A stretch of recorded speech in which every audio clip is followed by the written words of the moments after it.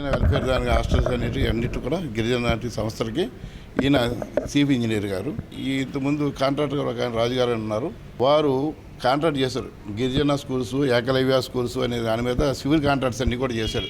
దాన్ని 35,50,00,000 దాని శాంక్షన్ 5 కోట్ల రూపాయలు డిమాండ్ చేశారండి. ఆయన చాలా ఇబ్బంది పెడుతున్నారు. ఆయన తట్టుకోలేక అన్ని రకాలుగా ఇబ్బంది పెట్టేసరికి ఆయన మమ్మల్ని అప్రోచ్ చేయడం జరిగింది. మొదటి విడిగా ఒక 25 లక్షలు ఇస్తామని చెప్పి ఈవేళ వచ్చి నేను వచ్చి వారి ఆఫీసులో వారిని రెడ్ హ్యాండెడ్గా క్యాష్ లంచం తీసుకున్నా 25 లక్షలు రికవరీ చేసాం.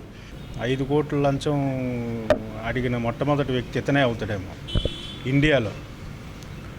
సో ఇతను 5 కోట్లకి ఆయన బెంబేలు ఎత్తిపోయాడు అనమాట. బెంబేలు ఎత్తిపోయి ఏం చేయాలో తెలియక ఆయన ఆల్మోస్ట్ బిల్స్ పేమెంట్ అవ్వక, అప్పులు వడ్డీలు కట్టలేక, ఇల్లు బ్యాంకు అందరూ ఇల్లు కూడా జప్తు చేసేసి బ్యాంక్ అధికారులు కూడా, అంటే ఆ స్టేజ్కి రోడ్డు మీదకి వచ్చారు. వీళ్ళు 25 లక్షలు అని చెప్పి డిమాండ్ చేయడం జరిగింది.